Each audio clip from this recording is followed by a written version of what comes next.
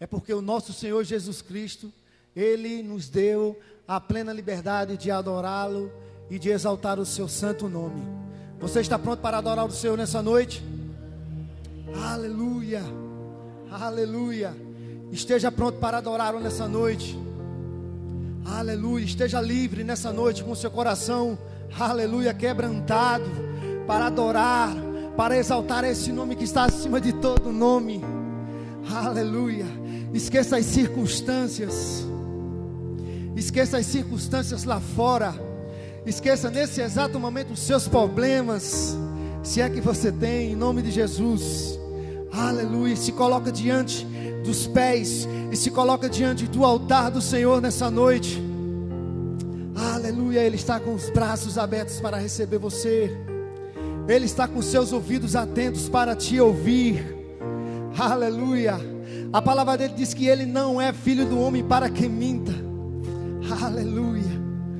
Aleluia. Ele é filho de Deus, aquele que nos chamou, aquele que nos salvou, aquele que nos trouxe até este lugar para exaltar o poderoso nome dele. Aleluia. Você é lindo, Deus. Você é lindo. O Senhor é santo, santo, santo. Aleluia. Tua palavra diz que toda a terra está cheia da tua glória. Esse lugar está cheio da glória de Deus. Se encha dele nessa noite. Aleluia. Esqueça as circunstâncias. Aleluia. Esqueça aquilo que você viveu hoje. Aleluia. E foque no Senhor Jesus Cristo, aquele que está aqui nessa noite. Aleluia. Para te abençoar. Aleluia. Porque poderoso é o nome do Senhor Jesus. Poderoso é o teu nome, Pai. Aleluia. Aleluia. Ele é aquele que está desde o princípio. Desde o princípio. Aleluia. Ele permanece o mesmo. Ele ainda é o mesmo. Ele ainda é o mesmo. Ele não mudou. Aleluia. Aleluia. Eu não sei o que você está esperando para começar a adorar. Eu não sei o que você ainda espera para começar a exaltar, para começar a falar em línguas nessa noite. Aleluia. Se você ainda não é batizado com o Espírito Santo, se prepare. Se prepare, porque aquele que é dono do Espírito, Ele está aqui nessa noite. Aleluia. Seja batizado com línguas estranhas nessa noite. Se prepare para viver o sobrenatural de Deus. Ele está aqui. Ele está aqui. Ele está aqui. Comece a orar essa noite. Comece a orar. Comece a exaltar o nome dele nessa noite. Você não está no lugar normal. Você está no lugar onde está a presença do Senhor Jesus. Existe anjo subindo e descendo sobre este lugar. Esse lugar é santo. Não há outro lugar senão a casa, templo e morada do Espírito de Deus. Se derrame aos pés do Senhor nessa noite. Se derrame aos pés do Senhor nessa noite. Aleluia. Aleluia. Aleluia. Quantos vieram adorar ao nome do Senhor nessa noite? Quantos vieram exaltar o poderoso nome do Senhor nessa noite? Aleluia. Seja livre, seja livre. Seja livre para adorar esse Deus. Aleluia. Te exaltamos, Deus. Te exaltamos, exaltamos o teu santo nome. Declaramos que o Senhor é bom. É bom em todo o tempo. O Senhor é bom e sua misericórdia dura para sempre. Dura para sempre, dura para sempre. Lindo, lindo, lindo és. Glória, glória eu te dou, Jesus, Jesus. Lindo, lindo, lindo és. Glória, glória eu te dou, Jesus, Jesus. Declare lindo. que você veio fazer aqui nessa noite? Se não somente adorar ao nome do Senhor. Aleluia. Então faça valer a pena. Faça valer a pena a presença do Senhor nessa noite. Adore com toda a sua força. Adore com todo o seu vigor. Adore ao Senhor nessa noite com todo o seu entendimento. Lindo, lindo, lindo és. Glória, glória eu te dou. Aleluia. Jesus, lindo, lindo, lindo és. Glória, glória eu te dou.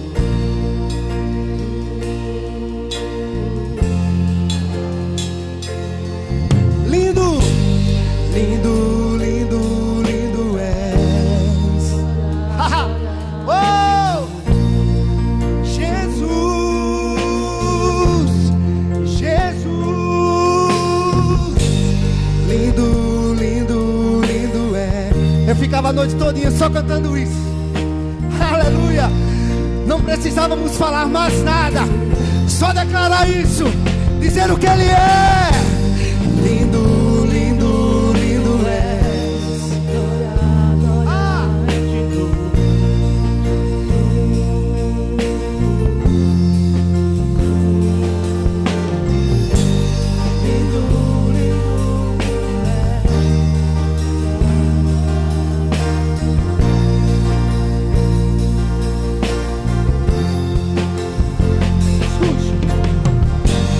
Desde o princípio era o Verbo, aquele que vemos e ouvimos, o Filho unigênito do Pai.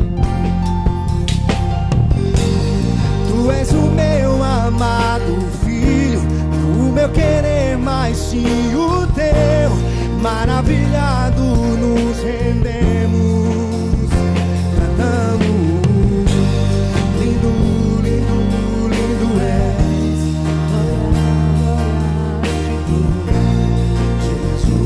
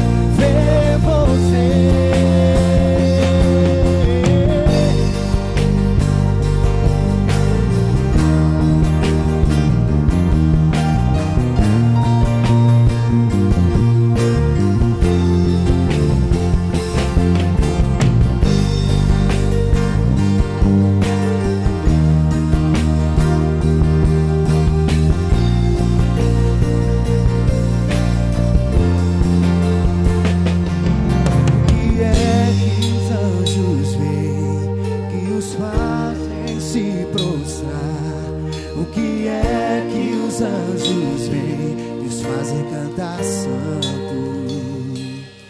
O que é que os anjos veem e os fazem se prostrar? O que é que os anjos veem e os fazem cantar santo? O que é que os anjos veem? Aleluia. Sabe, irmãos, se o Senhor Jesus, aleluia, estivesse aqui nessa noite, que Ele está, e perguntasse: o que é que você queria? Qual é o desejo do seu coração? O que você pediria a Ele nessa noite? O que você pediria ao Senhor Jesus nessa noite, se Ele estivesse diante de você? Aleluia. Sabe o que eu pediria a Ele? Ele sabe do meu coração. Senhor, sabe o que eu quero? Eu quero ver o que os anjos veem. Eu quero contemplar o que os anjos contemplam, o que os anjos veem e o que os anjos fazem em 24 horas, adorando e exaltando ao nome do Senhor Jesus. Aleluia.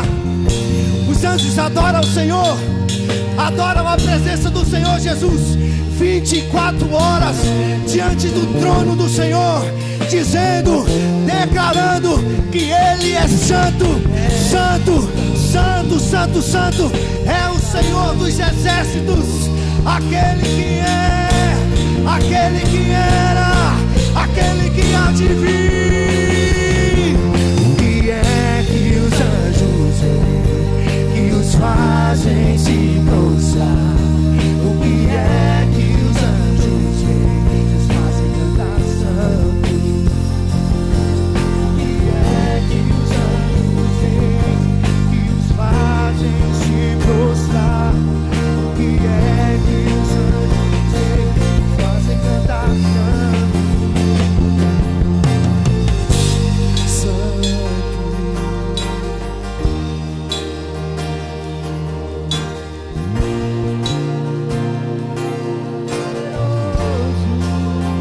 Declaro que Ele é nessa noite. Santo, Santo, Deus poderoso. Aleluia. Santo, Santo, Deus poderoso.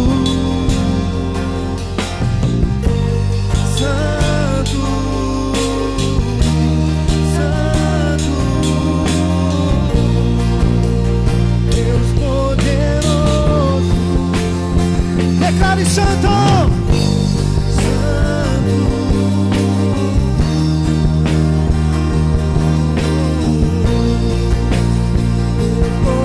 poderoso.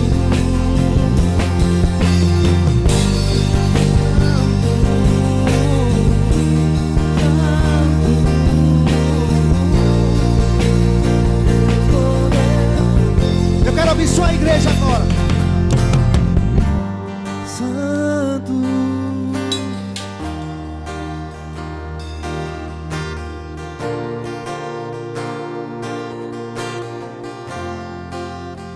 contemple a face dele nessa noite.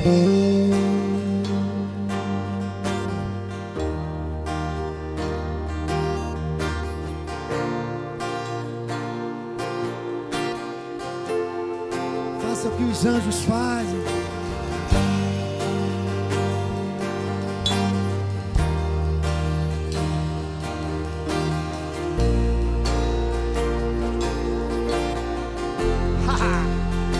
Poderoso Deus, santo,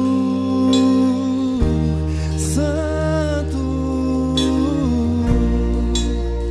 Deus poderoso, poderoso, santo, santo, Deus poderoso. Declare isso mais alto que você puder. Santo, Santo, Deus poderoso.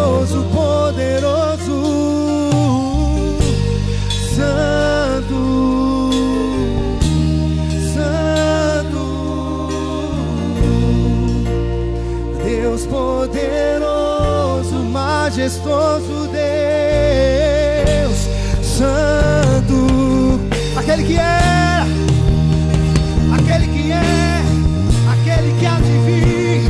A esse santo eu adoro, a esse santo eu adoro. Santo,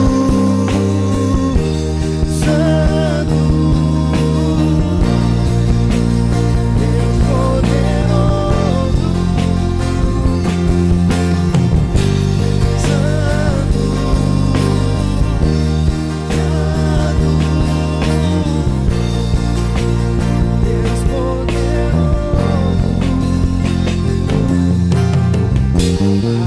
Aqui entre o Rei Jesus, o Rei da glória, eu abro meu coração, eu abro meu coração para que entre o Rei Jesus, o Rei da glória. Eu abro meu coração, eu abro meu coração para que entre o Rei Jesus, o Rei da glória. Eu abro meu coração, eu abro meu coração para que entre o Rei Jesus, o Rei da glória. Eu abro meu coração e vem, vem, vem. Para que entre o Rei Jesus, o Rei da glória. Eu abro meu coração, eu abro meu coração para que entre o Rei Jesus, o Rei da glória. Eu abro meu coração, eu abro meu coração para que entre o Rei Jesus, o Rei da glória. Eu abro meu coração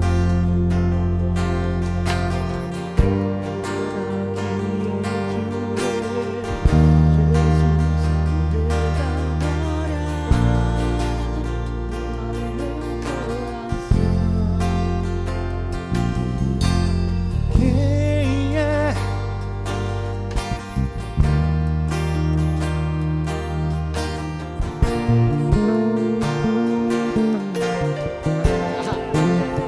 Ele é o Rei. E quem é? Quem é?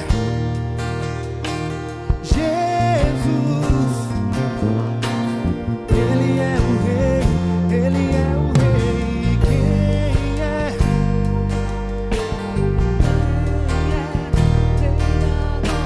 Jesus.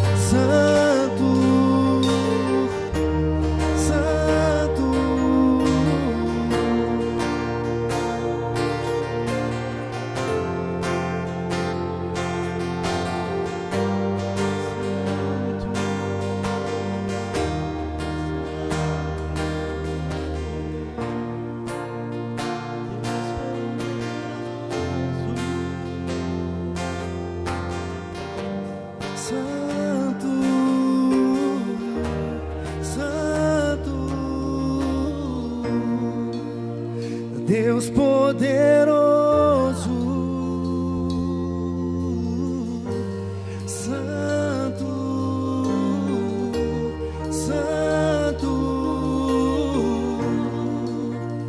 Deus poderoso. Aleluia. Será que você pode contemplar a face do Senhor Jesus essa noite?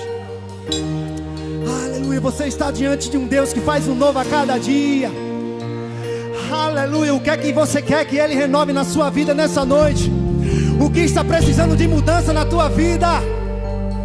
Ele é capaz, Ele é suficiente, porque Ele é o único.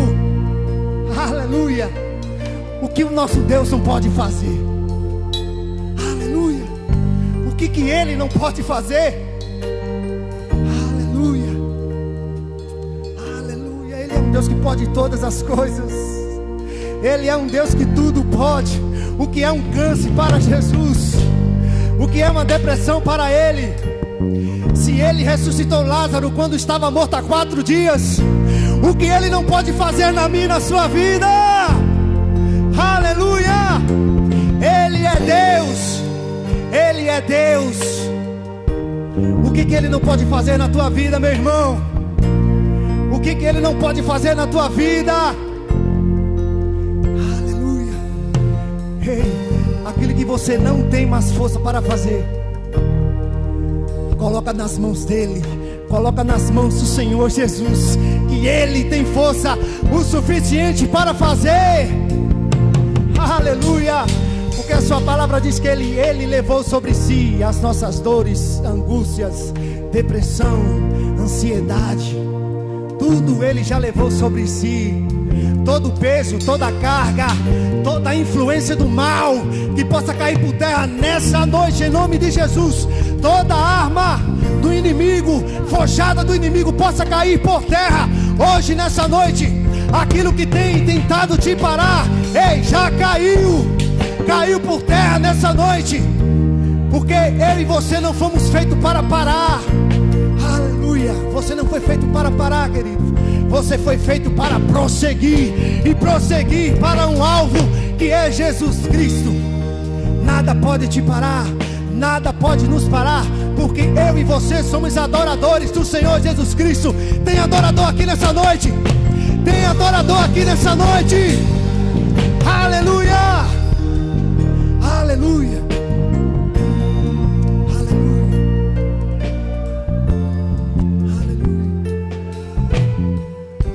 Santo,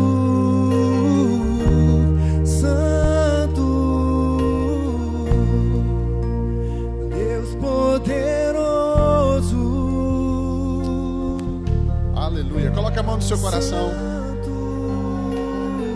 Coloca a mão no seu coração nessa hora. Agradeça a Deus por você estar aqui neste lugar. Este lugar aqui é um ambiente de adoração. Nós estamos criando aqui um ambiente de adoração, aquele que é merecedor do nosso tempo, da nossa vida, da nossa dedicação. E ambiente de adoração é propício à transformação.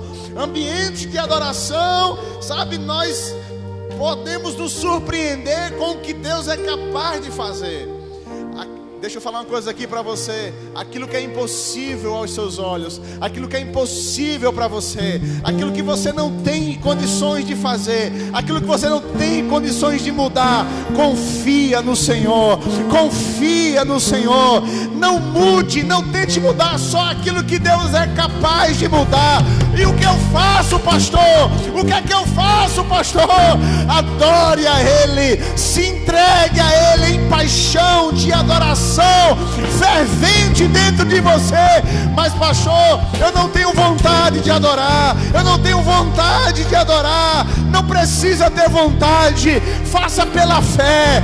Faça pela fé. Senhor, sem vontade ou com vontade, eu reconheço que eu preciso te adorar. Eu reconheço que eu eu preciso te prestar culto, eu reconheço que eu preciso me lançar diante de ti.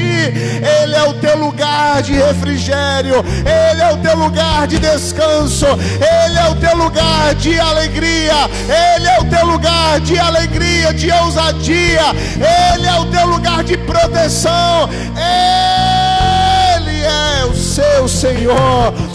Aleluia, glória a Deus, aleluia.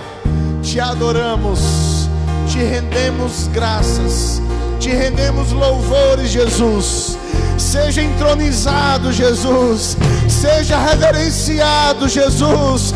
Seja colocado no lugar que lhe é de direito. Seja colocado no lugar que está preparado para te sentar, reinar, governar. Jesus, Jesus, você é o nosso amor maior. Você é a nossa inspiração de canções, de adorações. Ah, Jesus, nós entregamos o nosso coração, nós entregamos o que nós temos de melhor, nós entregamos a nossa alma, o nosso espírito, o nosso corpo, sujeito às suas paixões e à sua vontade, Jesus. E a sua vontade é boa, é perfeita, é agradável, Jesus. Não existe um outro lugar, não existe um outro lugar, Jesus, que eu queira estar, que não seja diante de ti, na tua presença, Jesus. Você me anima, você me levanta, você me cura, você me fortalece, você me inspira, você me direciona, você me ensina, Jesus. Seja adorado, seja adorado. Tu és o Senhor da minha vida, tu és o Senhor deste lugar, tu és o Senhor desta igreja, tu és o Senhor deste povo, tu és o Senhor desta cidade, tu és o Senhor dessa nação, tu és o Senhor do universo, tu és o Criador de todas as coisas, tu és o soberano, o excelso, o grande eu sou, o Senhor dos senhores, o Rei dos reis. Tu estás assentado acima de todas as coisas, Jesus. Jesus, toda angústia de corações, Jesus, você é capaz de tirar, de trocar, de transformar, Jesus. Vá aonde um homem não pode ir nessa hora, Senhor. Aonde, Senhor, nós não podemos alcançar, o seu Espírito é apto para ir transformar, restaurar, Jesus. Ou seja aqui neste templo, seja aí na sua casa, receba da presença dEle, receba do conforto dEle. Levante suas mãos e adore, adore aquele que é, adore aquele que é, aquele que era e virá, e virá.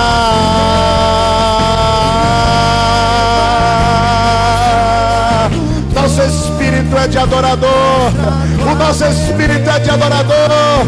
Ele procura os verdadeiros adoradores que o adorem em espírito e em verdade. A sala do trono mostra a tua beleza. Eu quero ver tua face, Deus. Me leva à sala do trono, mostra a tua beleza. Eu quero ver tua face, Deus. Aleluia, aleluia.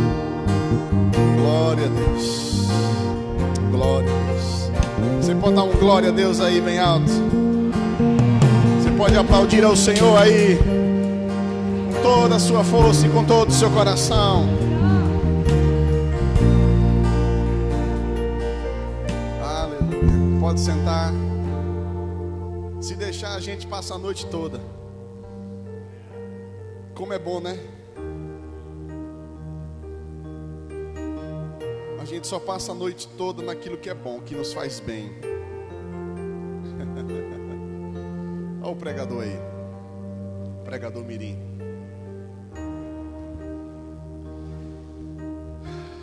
Aleluia. Você percebe um ambiente de glória hoje à noite neste lugar? Nós vamos ouvir a palavra do Senhor. E antes de ouvir a palavra do Senhor,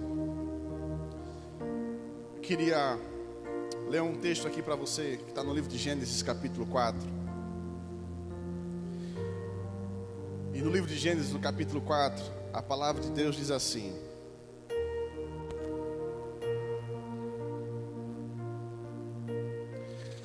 E Adão conheceu Eva, sua mulher, e ela concebeu e teve Caim. E disse: concebi um homem do Senhor. E ela também teve Abel, irmão dele. E Abel era um guardador de ovelhas, mas Caim era cultivador da terra. E no passar do tempo, aconteceu que Caim trouxe do fruto da terra uma oferta ao Senhor. E Abel, ele também trouxe das primícias e da gordura do seu rebanho. E o Senhor teve consideração por Abel e por sua oferta. Mas por Caim e por sua oferta, ele não teve consideração. E Caim ficou muito irado, e o seu semblante caiu. E o Senhor disse a Caim: por que está irado? E por que o teu semblante está caído? Se tu fazes bem, não serás aceito? E se não fazes bem, o pecado jaz à porta, e para ti será o desejo dele, e tu governarás sobre ele. E Caim falou com Abel, seu irmão. E aconteceu que quando eles estavam no campo, Caim se levantou contra Abel, seu irmão, e o matou. E o Senhor disse a Caim: onde está Abel, teu irmão? E ele disse: eu não sei, sou eu o guardador do meu irmão? E ele disse: o que tu fizeste? A voz do sangue de teu irmão está clamando a mim desde a terra. Sabe, queridos, eu queria dizer para você, todas as vezes quando nós ministramos aqui, falamos a respeito de oferta, de dízimo, eu queria que você pudesse entender uma coisa: quem se agrada da sua oferta é o Senhor. A sua oferta não é para homens, a sua oferta é para o Senhor. Caim ficou irado porque Deus considerou a oferta do seu irmão e não considerou a oferta dele. A questão não foi a oferta, a questão foi o coração dele. Sabe que muitas vezes existem pessoas que estão saturadas e cansadas a ouvirem falar a respeito desse assunto por alguns motivos. Motivos de escândalos, motivos de pessoas que usam do púlpito da palavra de Deus para não ministrarem como sacerdote, mas para comercializarem o evangelho da palavra de Deus. Quando a gente entende o princípio de ofertar e de dizimar, sabe, nós fazemos de um coração generoso e um coração apaixonado por Deus. Todo mundo que está apaixonado por alguém sempre prepara algo bom. Se você vai receber uma pessoa que você ama na sua casa, você não coloca a mesa do mesmo jeito, você não deixa a casa do mesmo jeito, porque você vai receber alguém que você ama, você considera aquela pessoa, então você prepara. E sabe, queridos, para Deus, nós precisamos sempre entender uma coisa: Deus é aquele que nos deu o fôlego de vida, o prazer de estarmos vivos, de trabalharmos. Então as nossas primícias devem ser voltadas para Ele. As nossas ofertas devem ser voltadas para Ele. Pastor, mas isso é bíblico, queridos? Eu digo para você uma coisa: desde Gênesis a Apocalipse, a Bíblia fala sobre isso. Jesus foi uma oferta para mim e para você. Jesus foi a sua própria vida entregue na cruz do Calvário para nos trazer de volta à presença do Pai. Lembre-se de que aqui Deus, não foi Abraão, não foi Moisés, não foi nenhum escritor aqui que disse que Deus se agradou. Aqui está dizendo que o próprio Deus se agradou, considerou a oferta de Abel e não considerou a oferta de Caim, porque a intenção não é ofertar, a intenção é o coração. Se o seu coração está ferido por alguma coisa em relação à oferta, a dízimo, se você tem uma certa queixa no seu coração em oferta, em dízimo, fala com Deus, ora a Deus, pede para Deus tirar todo o embaraço que muitas vezes pode te atrapalhar, porque princípios são princípios eternos de Deus que trazem para nós benefícios. Existe a lei da semeadura. Não tem como você viver os princípios de Deus se você não for um coração generoso, você andar debaixo dos princípios dele. A Bíblia diz: é melhor dar do que receber. Quando nós temos o nosso coração ali, fechado, nós pensamos primeiro em receber, e nunca nós prosperamos. Prosperar significa não só financeiramente, mas em todas as áreas das nossas vidas. Às vezes nós fechamos algumas áreas porque não entendemos alguns princípios valorosos para nós. Então eu digo para você uma coisa: não faça como Caim, que se irou por questão de oferta, por questão de que Deus considerou a do seu irmão, não considerou a dele. Veja que Abel trouxe da primícia, da gordura. E eu pergunto para você: o suor do seu trabalho, que é o seu salário que você recebe, aquilo dali é valioso, porque você botou a mão na massa, porque você estava ali, trabalhou o mês inteiro, fez hora extra, fez tudo.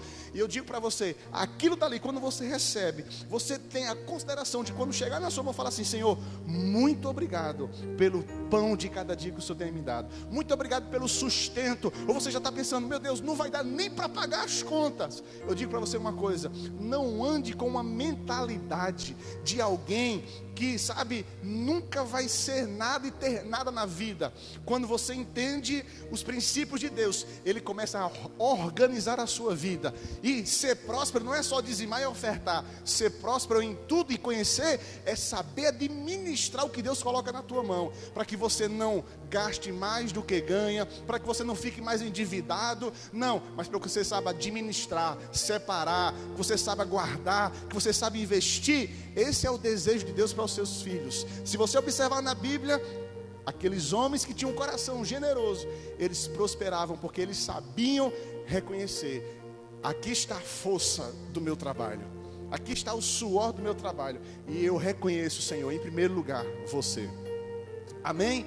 Não veja esse momento aqui como um apelo. O pastor está fazendo um apelo porque o pastor quer o meu dinheiro. Se você pensa assim, nem oferte, nem traga nada. Eu quero que você ore a Deus, fale com Deus, porque se você falar com Deus, Deus vai te ensinar, Deus vai te mostrar, Deus vai te indicar o caminho. Na minha casa, nós somos fiéis ao Senhor. Até Arthur, quando Arthur recebe qualquer oferta do avô, dos avós dele, chegou qualquer coisa para Arthur, está aqui, ó, Arthur é dizimista, separa aí, Arthur, isso aqui é do Senhor, isso aqui é do Senhor, isso aqui é para você. Eu achei interessante esses dias, isso aqui é do Senhor, isso aqui é para você. E aí, no dia das crianças, a gente foi no shopping. Aí ele se lembrou que ele tinha ganhado o dinheiro do avô, dos dois avós dele, e estava lá, né? Então ele chegou no shopping e fez assim: papai, tem dinheiro meu? Tem dinheiro meu? Eu disse: tem. Por quê? Eu disse: pronto, eu vou comprar meu brinquedo. E ele foi lá e comprou o brinquedo dele. E ele fez assim ainda, viu? Esse aqui dá, papai, para comprar o meu brinquedo? Então, quando a gente ensina nossos filhos desde pequeno, para quê? Para que quando ele crescer, ele não venha a ser alguém que não saiba administrar o que está nas suas mãos. Do mesmo jeito é assim, Deus faz com você. Ele te dá, Ele abençoa e Ele multiplica. Você crê nisso? Crê nisso? Então faça, não faça de qualquer jeito. Faça com o seu coração aberto, porque é Ele que tem suprido as nossas necessidades. Amém? O louvor vai ministrar, você vai trazer a sua oferta, o seu dízimo, e logo após nós vamos para a palavra de Deus aqui. Hoje tem uma palavra daquelas ao seu coração. Eu quero que você abra o seu coração. Não se preocupe com nada, com horário, com nada. Eu quero que você deixe Deus falar com você nessa noite, de uma maneira, intensa, porque eu sei que Ele vai falar contigo.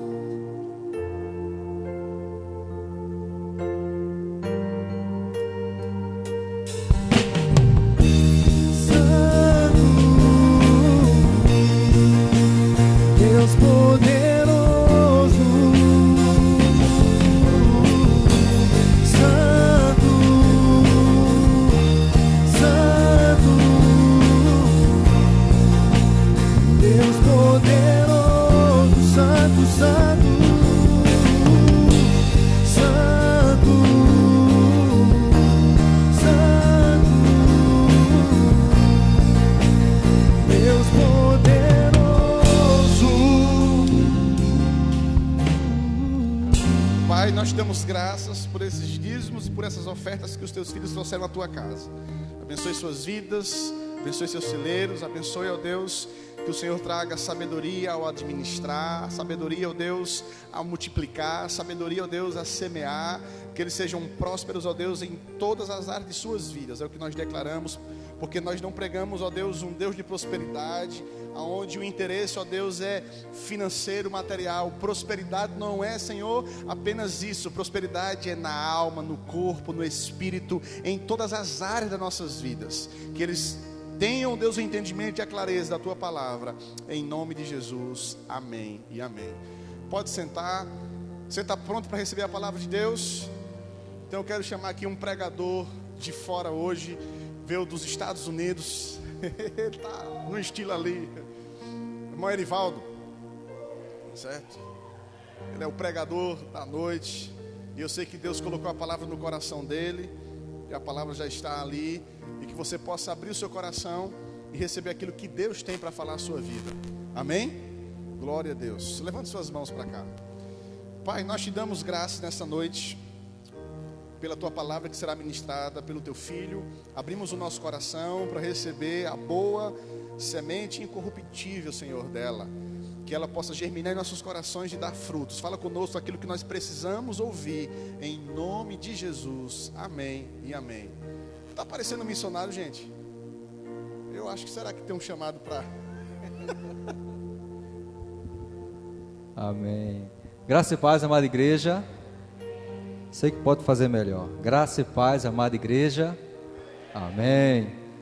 Irmãos, antes de trazer a palavra de Deus, eu queria de antemão agradecer a oportunidade. Para mim é uma honra poder ser não apenas chamado, mas poder trabalhar na obra. Eu acredito na palavra de Deus que ela é uma faca de dois gumes. Eu gosto de enfatizar isso daí, porque a responsabilidade de você poder subir aqui ao altar e trazer a palavra de Deus sempre será dos gumes, porque ela serve tanto para quem prega como também para quem ouve. Triste daquele pregador que acha que a palavra é só para quem ouve, mas também é para aquele quem prega. Então com isso eu quero convidar todos vocês a poder abrir o livro de Lucas, capítulos 23, vamos ler o versículo 33 ao versículo 38. Esse seria o nosso texto de meditação. Foi a base desse texto que Deus me preparou para trazer a mensagem dele, essa responsabilidade de trazer a cada um de vocês. Que vocês possam também estar intercedendo pelo pregador, para que tudo possa cair por terra, aquilo que atrapalhe. Então somente a semente da palavra de Deus possa encontrar morada em teu coração, e nessa semente possa ser uma boa semente, que germine, cresça e dê frutos, amém? E diz o seguinte, no livro de Lucas: e quando eles chegarem a um lugar que é chamado Calvário, ali o crucificaram, aos malfeitores, um à direita e o outro à esquerda. Então Jesus disse: Pai, perdoa-lhes, porque eles não sabem o que fazem. E repartindo suas vestes, lançaram a sorte. E o povo ficou parado e olhando. E também os governantes o ridicularizavam, dizendo: Ele salvou os outros, salve-se a si mesmo, se és o Cristo, o escolhido de Deus. E também os soldados zombavam dele. Chegando-se a ele, ofereceu-lhe vinagre, e dizendo: Se tu és o rei dos judeus, salva-te a ti mesmo. E também havia uma inscrição escrita acima dele, em letras de grego, latim e hebraico, e estava escrito: Este é o rei dos judeus. Senhor nosso Deus, Pai querido, Pai amado, nós cremos em Tua palavra, professamos a nossa fé e acreditamos, ó Deus, que ela é a Tua inspiração. Inspirasse tantas pessoas para que nela possamos encontrar a nossa salvação. Como Tu mesmo disseste, examinar as Escrituras, porque nela está a salvação. E nós cremos nisso, ó Deus. Usa o Teu servo poderosamente, ó Deus, para trazer a Tua palavra aos corações de que Te ouvem. Amém. Irmãos, eu queria, nesta noite, falar uma coisa bem importante sobre a questão de Cristo. É que quem daqui executa algum trabalho? Quem daqui executa algum trabalho? Ou seja, não importa o seu trabalho, eu sou costureira, fotógrafo, dona de casa, que haja trabalho, dona de casa, serralheiro, vendedor, costureira, não é? Se você fosse de escolher uma ferramenta, que ferramenta você seria? Você tem cara de alicate? Você acha que seria um serrote? Seria uma chave de fenda? Um torno? Uma policorte? Que ferramenta você seria? E eu comecei então a meditar se para a gente poder executar um trabalho com qualidade, a gente às vezes precisa de usar ferramentas. É interessante que na minha casa deu um trabalho de poder sair assim arrumado, irmão, que está fazendo uma reforma lá, pintura, lixando, e lá onde você encosta, deixa a marca. E quem está até pintando é o irmão Preta. No final, viu? No final, propaganda. Quem está fazendo é o irmão Preta, fazendo a pintura lá, ajeitando. E tem um quadro, não no nosso quarto de casal, no nosso ninho de amor, né? Que é como gosto de chamar. Então tem um vidro lá, um espelho bem grande. E eu fui tentar tirar o espelho. O irmão Preto disse: olha, eu tentei tirar o espelho com uma ferramenta, uma chave de fenda aqui pequenininha, e não consegui. Eu disse: e agora? Aí eu fui lá atrás, procurei algumas ferramentas, não encontrei nenhuma ferramenta. Foi quando eu percebi o quanto é importante você ter uma ferramenta. Então fui na Edre, peguei uma chave de fenda, desse tamanho, 60 centímetros. Ao tirar, foi muito mais fácil do que utilizar uma ferramenta tão pequena que não era propícia para isso. E eu então comecei a mentalizar e ver que ferramentas é importante. Isso é importante para nós seres humanos normais, para nós cristãos. Então, para Jesus também as ferramentas foram importantes. Eu comecei a meditar, então, que ferramentas Jesus usou em seu ministério para poder fazer a boa obra de Deus. E eu fui olhando algumas Bíblias e comecei a perceber então que ele usou algumas ferramentas. Ele usou areia, usou água, usou cuspe, saliva, lá colocou no olho do homem. Ele começou a usar diversas ferramentas para poder executar a obra de Deus. Então, esse texto de hoje chama-se As Ferramentas e Instrumentos de Cristo. E eu separei aqui algumas. A primeira ferramenta nós vamos encontrar em Êxodo, capítulo 4, versículo 2, e depois, no mesmo capítulo 4, só que no versículo 17. Mas eu quero que você possa abrir então, em Êxodo, capítulo 4, versículo 2. Êxodo, capítulo 4, versículo 2. Diz o seguinte. Eu vou lendo para questão de tempo, tá certo, irmãos? Você vai procurando aí. E disse-lhe o Senhor, Êxodo 4, 2. E disse-lhe o Senhor: o que há em tua mão? E Moisés respondeu: um cajado. No versículo 17 do mesmo capítulo, ele falou: e tomarás este cajado em tuas mãos, com quais farás sinais miraculosos. E é interessante explicar um pouco sobre a questão do cajado. Na época antiga, o cajado era muito importante. Na época do deserto, naquele setor, naquela região, como não havia carro, poucas pessoas poderiam ter cavalos. E você vai perceber que no Antigo Testamento, o povo judeu valorizava mais a mula, valorizava mais o jumento do que cavalos. É interessante isso. Tanto é que você vai encontrar, vai folhear a Bíblia, você vai encontrar, olha, fulano era rico, tinha 300 cabeças de cavalo. Mas vai encontrar, ele tinha 300 juntas de jumento. Por quê? Porque como eles moravam no deserto, eles precisavam transportar coisas, era mais fácil utilizar a força do jumento, a força da mula, do que simplesmente ele usar o cavalo. Então, para o povo de Israel, para o povo do deserto, era muito importante a mula. E o outro também animal muito usado era o camelo, mas não muito pelo povo hebreu, eles davam preferência à mula. E como eles viajavam muito e nem todo mundo podia comprar uma mula, que seria como comprar um carro ou uma moto em tempos modernos, ele se utilizava de um pequeno instrumento chamado cajado. E é interessante que esse cajado é como se fosse uma identidade dele, porque cada pessoa tinha o seu próprio cajado. Eu tenho um cajado, geralmente você vai perceber que eles não emprestavam um cajado. Toma o teu cajado. Não, ele não emprestava um cajado, era dele, era algo pessoal, como se fosse a identidade dele, o cajado. Então o cajado tinha essa função de ajudar a percorrer diversos caminhos, pedregoso, arenoso, sandália. Então ele usava para poder subir isso daí. Então era muito comum a utilização do cajado. E outra coisa também que usava o cajado, havia alguns cajados especiais, podemos falar assim, que era chamado de bordão. Esse tipo de cajado já era usado por outro tipo de pessoas, que eram os pastores.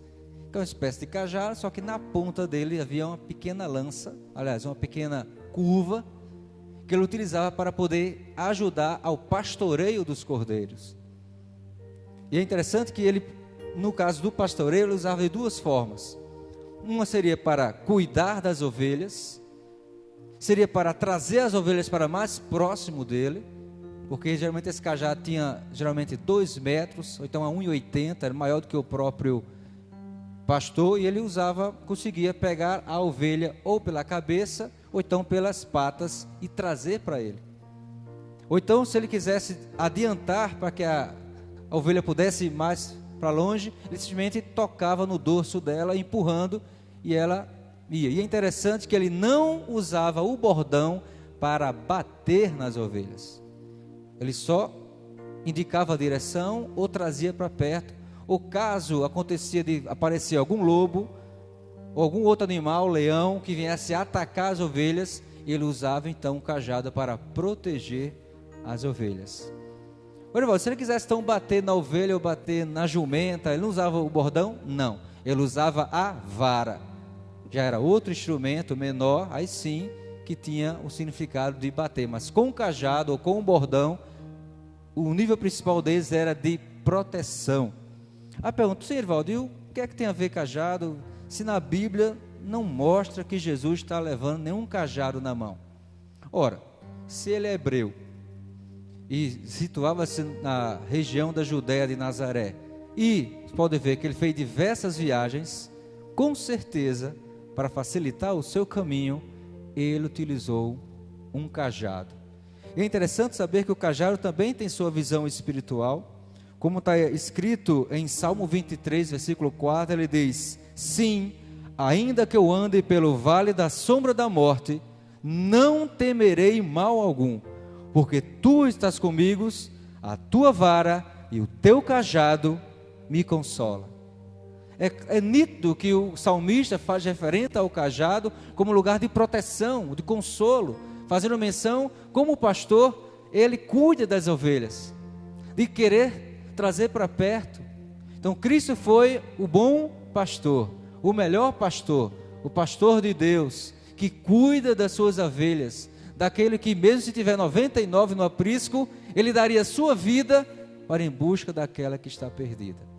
Ele é o bom pastor, daquele que sabe conduzir e usar a vara ou o cajado com sabedoria. Hoje temos a bênção de Deus de ter um excelente pastor, que com certeza sabe usar o cajado, às vezes usa a vara, mas com sabedoria. Irmãos, o segundo instrumento que Jesus Cristo usou, entre tantos que eu queria citar, nós vamos encontrar no Evangelho de João, capítulo 2, versículos 15 e 16. Eu gosto de falar sobre esse texto porque muitas pessoas têm uma visão errada sobre esse tipo de instrumento que Cristo está usando. João capítulo 2, versículo 15 a 16. E tendo feito ele um chicote de pequenas cordas, expulsou todos do templo, e as ovelhas e os bois, e derramou o dinheiro dos cambistas, e derrubou as mesas, e disse aos que vendiam as pombas: tirai daqui estas coisas, não façais da casa do meu pai casa de comércio. E tendo feito ele um chicote. Ao contrário do que muitos pensam, ainda pensam, Jesus não feriu ninguém, nem muito menos utilizou o instrumento para o mal, e sim com o intuito de luta e zelo pelas coisas de Deus. É interessante que Cristo, quando vai até o templo, a primeira vez que ele vai até o templo, ele encontra lá mais ou menos o que encontraria hoje. Como assim, Erivaldo? Sim, comércio. Comércio sendo executado no pátio da entrada do templo, que para os judeus aquele lugar era sagrado.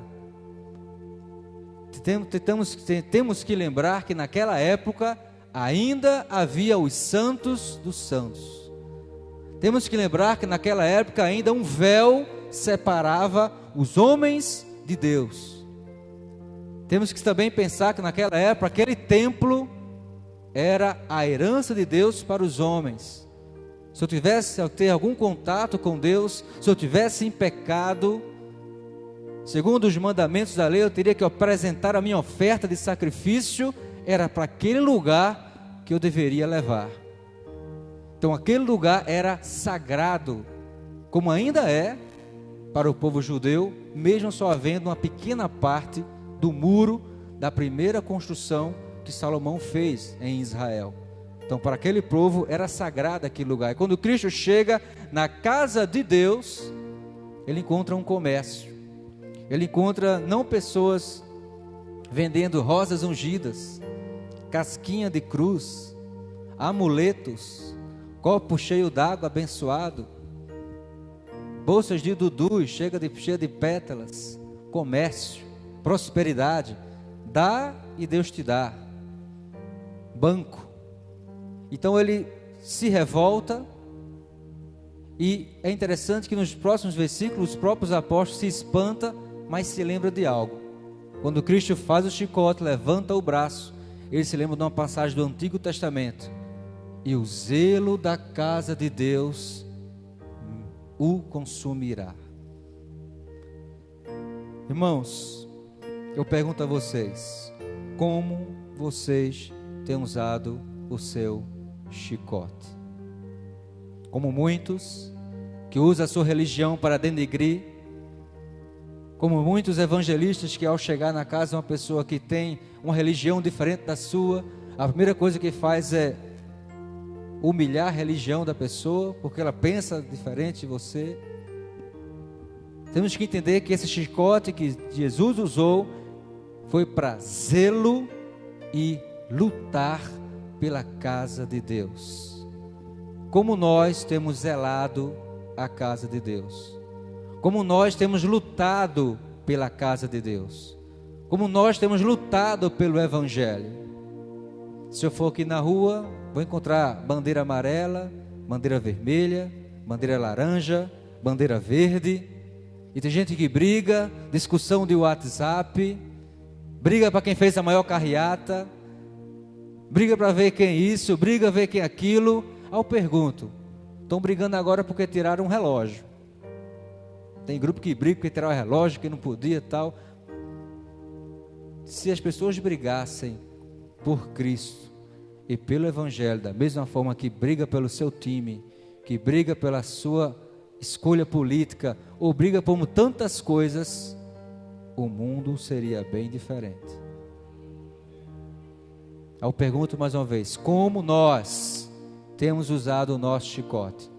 Quanto de zelo nós temos dado à casa de Deus? Quantos temos lutado por Cristo?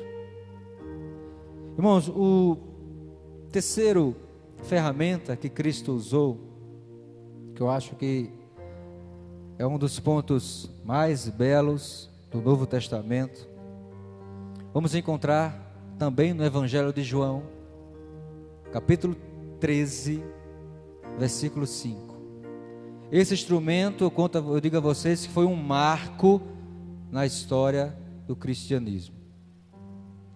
João, capítulo 13, versículo 5. Depois, ele pôs água em uma bacia e começou a lavar os pés dos discípulos e a limpá-los com a toalha com a qual se cingia. Que instrumento ele usou? uma bacia. Das muitas cenas dos evangelhos, uma das mais emotivas e profundas é certamente a despedida de Jesus. Na véspera de sua paixão e morte, em Jerusalém. A descrição daqueles momentos nos enche de tristeza. Jesus sabe que vai enfrentar a sua morte, mas ao mesmo tempo garante-nos a esperança de que a vida sairá triunfante e de que nele todos nós seremos redimidos. A partir de uma bacia cheia de água e uma toalha, Cristo nos dá uma lição. Cristo usa essa ferramenta para dar várias lições. Ele sabia que ali seria o momento de sua crucificação. Ele havia feito a despedida numa sexta-feira, próxima à sexta-feira, que seria a sexta-feira da preparação judaica para a celebração da Páscoa, Passat, Páscoa judaica. E é interessante que em sua despedida ele quis ficar próximo aos seus. Eu te pergunto, o que você faria se você descobrisse que você teria poucas horas de vida? Com quem você queria estar? O que você queria falar? Abraçar quem não abraçou? Beijar quem não beijou? Despedir de alguém? Cristo tem seus últimos momentos de vida e quis ficar junto, unido com seus apóstolos, com seus pupilos, com aquelas pessoas que ele passou 3 anos da sua vida aprendendo, conhecendo, lecionando. E em seus últimos momentos, lembrando que aquilo representava algo muito importante. Para os judeus, estavam celebrando a ceia judaica, mas também faz lembrar o seguinte, que diante dos apóstolos estavam ali não mais um cordeiro que seria assado, e sim o cordeiro preparado de Deus. Ali está escrito a frase de João Batista, profetizando: eis o cordeiro de Deus, que tira o pecado do mundo. O próprio Cristo foi o cordeiro, ele próprio se ofereceu como oblação dos nossos pecados. Um costume judaico. Então, para os apóstolos, aquela ceia era comum, pois eles faziam todos os anos. Mas naquele ano houve uma grande diferença, pois o próprio Cordeiro de Deus queria substituir todo e qualquer outro animal, estava sendo preparado para o seu sacrifício. É interessante também que durante essa ceia, 2 elementos perdem seu significado para sempre: o pão e o vinho. A partir daquela data, nunca mais veríamos o pão e o vinho da mesma forma, porque Cristo, ao compartilhar com os seus apóstolos, ele disse: este é o meu corpo, que é dado por vós, e este é meu sangue, que é derramado por cada um de vocês. E com certeza, quando ele fala isso, não fala apenas para os seus 12 apóstolos, mas para nós, seus filhos, que um dia iriam reconhecer. E é interessante que próximo domingo nós iremos trazer à memória tudo isso. Domingo, Santa Ceia, qual convido vocês a se preparar, a trazer à memória. Quando você participa do corpo de Cristo, do pão e do vinho, você participa trazendo as memórias de quem? De Cristo. Que memórias? Da preparação da sua morte, o sentimento que ele teve, sabendo que iria morrer, se entregar, mas ele quis estar junto, quis estar próximo. E por último, usando essa bacia, certamente um dos mais ousados gestos de Jesus foi o de lavar os pés dos apóstolos. Com isso ele se coloca como servidor de todas e quebra totalmente as convenções sociais de sua época até hoje. Ora, todos os apóstolos chamavam Cristo de Senhor. No Novo Testamento o chamavam de Senhor, em grego, Kairos, com K maiúsculo, porque também existe a palavra Kairos com K minúsculo. Se eu tinha muitos escravos, o escravo me chamava de Kairos, com K minúsculo. Ele é meu senhor, meu dono, quem cuida de mim, é responsável de mim, tenho que trabalhar para ele. Só que ele na Bíblia é chamado de Kairos, com K maiúsculo, Senhor com S maiúsculo, Senhor de uma alta autoridade. E tem momento que ele fala para os apóstolos: olha, vocês me chamam de Senhor, e é verdade isso, eu sou o Senhor de vocês, mas hoje eu me abaixo, me humilho, me diminuo. É o Senhor se curvando diante dos seus escravos, do seu senhorio, diante daquelas pessoas. Ele quebra qualquer espécie de ritual social da época, porque até mesmo quando os visitantes iam visitar a casa deles, era comum lavar-se os pés. Mas só quem lavava os pés eram os escravos. Nunca o dono da casa, mesmo recebendo uma visita mais amiga da vida dele, lavaria os seus pés. E Cristo dá um exemplo de humildade e um exemplo de serviço. Servir é a natureza do cristianismo. Ou seja, quem não vive para servir, não serve para ser cristão. Cristo foi o maior exemplo de servidão, porque ele se humilhou ainda mais, e parou por aí? Não.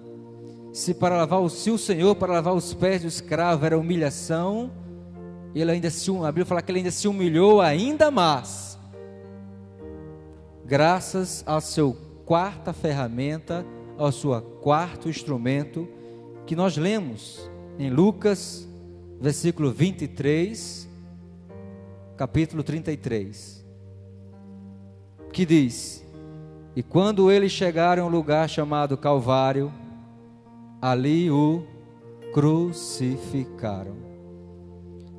O quarto instrumento ou quarta ferramenta que Cristo usou é a cruz. Foi a ferramenta que ele utilizou para poder concretizar tudo aquilo que estava escrito sobre ele. Atualmente, com todo respeito, claro, vimos que as mensagens por muitos pregadores têm sido sobre encorajamento, motivação, e às vezes as doutrinas mais antigas venceram deixaram de lado. Mas nunca poderemos esquecer ou deixar de falar da mensagem da cruz. Por mais automotivacional que os pastores, que nessa nova tendência evangélica, eu sempre gosto de falar com respeito, ou multiversidade de Deus, os pastores fazem errado? Não, a igreja, o evangelho sempre foi cíclico, sempre foi modificando, sempre foi ganhando, não moda, que o termo é muito feio, que igreja não combina com moda, não combina com modismo, mas combina com o tempo. Cada tempo a mensagem de Deus vai ou se atualizando ou disseminando, mas nunca podemos esquecer da mensagem da cruz. Talvez para muitos pregadores falar de sangue, pecado, morte, restituição, falar de Apocalipse, talvez não vai dar muitas curtidas, mas nunca poderemos deixar de falar da mensagem da cruz, porque é nela que nós fomos redimidos, é nela que nós podemos dizer somos salvos, é nela que quando você entregou a Cristo a sua vida, pela fé e pelos mistérios de Deus, fomos crucificados nele. Ele se fez pecado por cada um de nós. É por isso que Deus nos seus últimos momentos se afasta dele, e ele sente isso: Senhor, meu Pai, por que se afastas de mim? Porque agora tu és pecado, e no pecado eu não posso estar junto. Não é porque eu não te ame, mas o pecado nos separa. Irmãos, talvez, não sei se você tem consciência disso, mas todas as vezes que nós vemos aqui ao altar e um pregador faz um apelo, para você poder conhecer e entregar a sua vida, não à igreja, não à placa, não à denominação, mas entregar a tua vida àquele que te criou, e você o aceita, diante dos céus, é como se a sua carne fosse crucificada em Cristo. E assim como Cristo ressuscita ao terceiro dia, nós ressuscitamos junto com Ele, com um novo corpo. Não é necessário esperar vir o tempo vindouro para ganhar um novo corpo. Nós ressuscitamos com Ele. Pela fé, somos um novo homem e uma nova mulher. Por isso eu quero, nesta noite, que nós possamos aprender a voltar às nossas origens. Coisa que eu falei também para os homens, voltar às nossas origens. Se lembrar de como foi a nossa conversão. Quem se lembra? Como foi o teu chamado? Que você veio até aqui, aquela luta, vai, mas não vai, vai, mas não vai. Você termina indo. Como foi? Que nós possamos se lembrar da mensagem da cruz.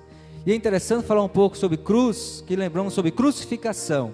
Irmãos, a crucificação, essa pena de morte, ela, pelos estudos, já encontra-se que ela foi utilizada por meados de 330 a.C. pelo povo persa. Ele já fazia essa pena de morte, a crucificação. Para também questão de entendimento, o povo hebreu, o povo judaico também faziam essa pena de morte, mas não com o artifício de crucificação, e sim no madeiro. Qual seria a grande diferença? A crucificação feita pelo povo persa foi adotada pelo povo romano, a qual havia conquistado não apenas o Oriente, parte do Oriente Médio, mas também havia conquistado grande parte da Europa. E eles estão vendo aquele tipo de pena de morte que era concedido e feito e realizado pelo povo persa. O povo romano é muito de também adquirir um pouco da cultura de cada civilização que ele conquistava, também pega esse estilo de pena de morte. O povo hebreu também matava desta forma, mas não mais uma cruz, eles usavam um madeiro. E eles não matavam a pessoa tinha que ficar lá por morte natural, mesmo que os abutres viessem e comessem ele vivo. Mas a pena de morte dada pelo povo hebreu era madeiro. E é interessante que a Bíblia fala que Cristo se humilhou, ainda se humilhou ainda mais, porque no Antigo Testamento está escrito: maldito é aquele que é pendurado no madeiro. Então, quando você vê os judeus vendo Cristo sendo crucificado, e vê porque tanto zombavam, porque tanto falavam dele, porque também lembravam que estar ali era vergonhoso. Não, era maldito. Então Cristo não apenas assumiu o nosso pecado, ele se tornou uma maldição por causa de mim e por causa de você. E Cristo, ele morreu também por causa de um crime político. Crime político? Sim. O que é que estava escrito na placa em cima? Rei dos judeus. É interessante saber que Israel naquela época havia sim uma espécie de monarquia. O rei Herodes, ele é apenas rei de título, porque na verdade o único rei de Israel era César. Ele era o único rei, imperador. Então o que o povo romano fazia? Como chegava em algumas civilizações, como já havia uma espécie de governo, se ele acabasse com tudo e pudesse impor simplesmente a forma de governo romano, ficaria uma bagunça. Principalmente em Israel, onde religião e política andava lado a lado. Então, para o povo romano, o que achou melhor? Não, já existe rei aí? Sim. Então você vai continuar sendo rei por título, mas sendo vassalo de Roma. Só que quando Pilatos diz, coloca na inscrição: eis aí o rei dos judeus. Isso era uma afronta para o povo romano, porque ele sabia que o único rei é César. Então, na verdade, o crime de Cristo foi um crime político. Já para os israelitas, foi um crime religioso, porque ele ousou ser chamado de Filho de Deus. E é interessante que ao lado de Cristo havia 2 ladrões, que também estava sendo crucificado, não por ser ladrão que roubou algumas moedinhas, com certeza também foi um crime político. Deve ter sido, bem foi pego pela Lava Jato, algum crime desse tipo aí da época, Lava Jato da época, um crime político. Por isso que foi crucificado juntos. E eu queria dividir esses 2 ladrões apenas para falar sobre esse quarto instrumento de Deus, a quarta ferramenta de Deus, que é a cruz. Que havia 2 tipos de ladrões: um ladrão que negou a cruz e um ladrão que aceitou a cruz. Então, toda vez que você que está em casa, alguém lhe oferece a oportunidade de entender mais sobre o ministério da cruz, que decisão você vai tomar? Como o ladrão da direita que aceita, ou como o ladrão da esquerda que rejeita a mensagem da cruz? E por último, para concluir, eu queria falar sobre a quinta ferramenta de Cristo, que na minha concepção é a maior ferramenta que Cristo já usou. Eu acredito que não existe maior ferramenta, maior instrumento do que esse. Quero convidar todos, possa abrir sua Bíblia no livro de Atos dos Apóstolos, capítulo 9, versículo 15. Para mim esse é o maior instrumento que Deus já usou desde todo o seu ministério, todos os seus 3 anos. Não importa se foi saliva, se foi a cruz, se foi a própria palavra, se foi a água, se foi a saliva. O maior instrumento de Deus, o maior instrumento de Cristo usou, qual é, Erivaldo? Mas o Senhor disse a ele: ide pelo caminho, porque ele é um instrumento escolhido por mim, para levar o meu nome diante dos gentios e dos reis e dos filhos de Israel. Eu acho que vocês não entenderam, acho que eu vou ter que ler de novo. Mas o Senhor disse a ele: ide pelo caminho, porque ele é um instrumento escolhido por mim, para levar o meu nome diante dos gentios e dos reis e dos filhos de Israel. Irmãos, quem é o instrumento de Deus? Nós somos instrumentos de Deus, nós somos ferramentas de Deus. Todas as vezes que você acorda de madrugada, Deus colocou no coração para você orar por alguém, você está sendo ferramenta, instrumento de Deus. Toda vez que você pega uma vassoura, ou sozinho ou acompanhado, vem para esta igreja, para esse templo, vai, você está sendo um instrumento de Deus. Toda vez que você está atendendo alguém fala para você: você é evangélica, né? Você é evangélico, né? Você está sendo uma ferramenta, instrumento de Deus. Toda vez que você sobe esse altar, toca um violão, toca uma bateria, contrabaixo, teclado, canta, louva, você está sendo instrumento de Deus. E é interessante que, irmão, se por acaso partir 2 cordas desse violão, toca do mesmo jeito? Vai ter um som melodioso do mesmo jeito? Não? José, se furar o bongo aqui, cadê José? Se furar, e aí? Vai faltar alguma coisa, não vai? Eu pergunto: como nós temos tratado os instrumentos de Deus? Quero que você feche seu olho agora. Eu disse no início que, brincando, se você escolhesse para ser uma ferramenta, se você seria um alicate, se seria uma chave de fenda, e se esqueceu, porque você já era uma ferramenta. É interessante como os problemas fazem esquecer quem nós somos. E às vezes esquecemos que somos ferramentas e instrumentos de Deus.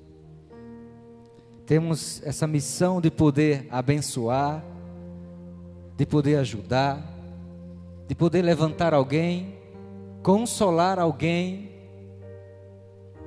representar alguém. Se você é instrumento de Deus, como tem sido o seu zelo? O que você tem feito pelo reino de Deus?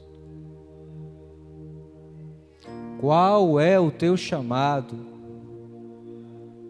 Erivaldo, como assim um chamado? Deus diz que dá talentos a todos. Talvez não, com certeza dá muitos a alguns, mas Ele nunca vai deixar de dar nenhum. Talvez falta você descobrir o seu talento.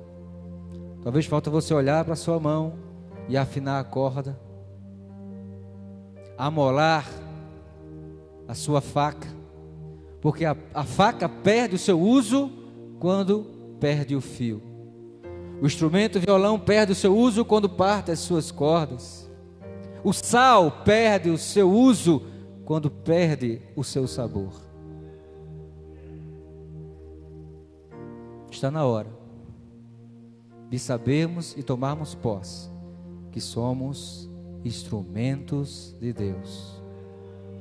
E assim como Ele disse a Moisés: levanta teu cajado, porque com ele há de fazer sinais miraculosos. Eu digo a cada um de vocês, e também para mim, podemos fazer sim um trabalho de Deus. Podemos sim fazer o trabalho de Deus. Por mais que as dores, aflições, chega para cada um de nós. Temos as nossas dores, temos as nossas fraquezas, mas nada disso pode fazer esquecer que eu sou um instrumento e ferramenta de Deus. Queria convidar o pastor.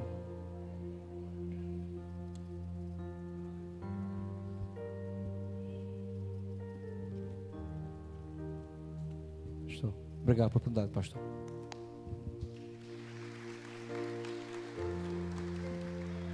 Amém? Você é um instrumento de Deus. Como nós falamos aqui segunda-feira na reunião, existe o tempo de Deus para todas as coisas. Homens que são instrumentos de Deus, eles ferem. Mas também existem homens que são instrumentos de Deus que curam. E eu sei que existe um tempo de Deus chegando na sua vida, dele ativar chamado, talentos que Ele colocou dentro do seu coração. Há um tempo de Deus chegando de restauração sobre a sua vida, sobre a sua casa. E eu sei que nós vemos aqui sexta, estamos aqui vendo você hoje, mas muito mais veremos você com ousadia, entendimento, autoridade, ministrando a palavra de Deus, porque hoje você foi instrumento de Deus para nossas vidas e para quem está em casa. E que você possa perceber sinais e ações de Deus sendo ativadas dentro de você, para grandes propósitos que Ele tem preparado para a sua vida, porque pessoas precisam escutar o que Deus colocou no seu coração. Amém? Deus abençoe. Glória a Deus. Amém? Quem é instrumento de Deus aí, diga amém. Glória a Deus. Eu só vou encerrar, eu quero que você fique de pé lhe dizendo uma coisa. Posso lhe dizer?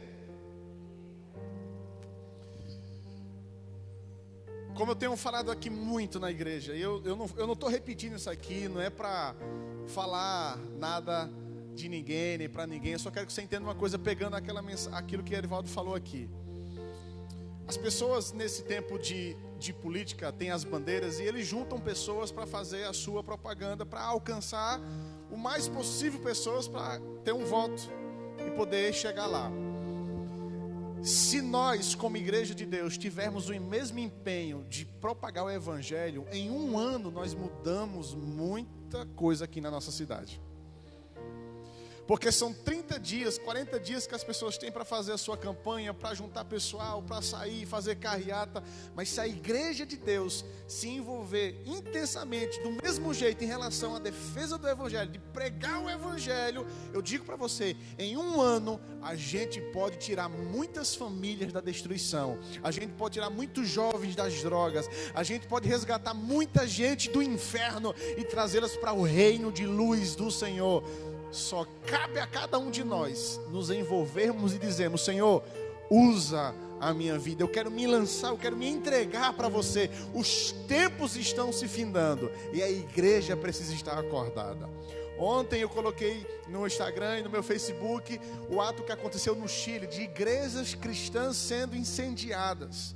Eu não vi nenhum movimento de muita gente que diz que ama o evangelho, que respeita o evangelho, de colocar uma nota de repúdio ao que aconteceu. Abram seus olhos, porque políticos que não se manifestam com aquilo que acontece de intolerância religiosa contra os cristãos, cuidado, abra os seus olhos, porque palavra bonita todos têm, mas eu quero ver a ação de verdade, porque alguém que se posiciona, alguém que chega lá e fala assim: eu repudio o que aconteceu. Eu não estou falando de Oriente Médio não, onde existem essas coisas, estou falando aqui no nosso quintal, Chile.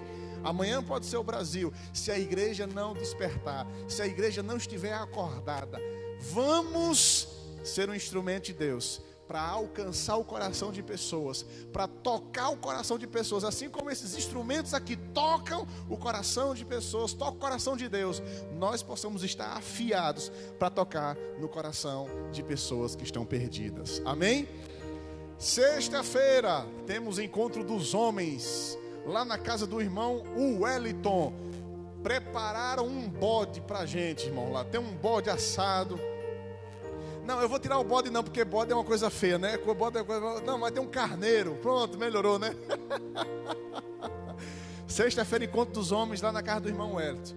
Sábado, rede São Jovem aqui na igreja. É aberto para toda a igreja, quem quiser estar aqui com a gente, tá bom? É aberto, vai ser muito bom, às 20 horas. E domingo, Santa Ceia do Senhor. Pai, te dou graça nessa noite pela Tua palavra, te dou graça nessa noite por aquilo que nós fomos ministrados, pela vida de Erivaldo, por esse momento que tivemos aqui, por uma noite gloriosa. Senhor, que nós possamos observar, guardar, considerar, meditar e agir na direção certa, para que o Senhor possa sempre nos ver como homens e mulheres, ó Deus, preparados, afiados para a boa obra da evangelização do Teu reino, para a pregação da Tua palavra, porque, Senhor, o Senhor um dia nos tirou, ó Deus, de um entendimento de ignorância e nos trouxe para a clareza, Senhor, do Teu amor, morrendo naquela cruz e nos trazendo vida e salvação. Que nós possamos alcançar o coração desta cidade, de cada família, de cada jovem, de cada pessoa, ó Deus, que o Senhor separou para a Tua obra, que eles ainda não sabem, que eles ainda não têm seu entendimento, mas que nós possamos chegar lá, Senhor, como Paulo, Senhor, evangelizou muitos lugares, levantando líderes, levantando pessoas. Nós possamos chegar, Senhor, em lugares e levantar pessoas e alcançar pessoas, e elas serem, ó Deus, postas na rota certa que o Senhor preparou para elas, vivendo os Seus planos e os Seus propósitos. Nós te damos graça, nós te louvamos nessa noite, que o Teu favor, que a Tua bênção, que a Tua cura, que o Teu milagre, que o Teu poder e que a Tua alegria esteja no coração sempre dos Teus filhos, e que sempre nós possamos estar firmes e perseverantes diante de Ti, em nome de Jesus, amém. Que você tenha uma noite abençoada, que a graça de Deus te abençoe e te acompanhe, em nome de Jesus. Vá em paz e que Deus te abençoe.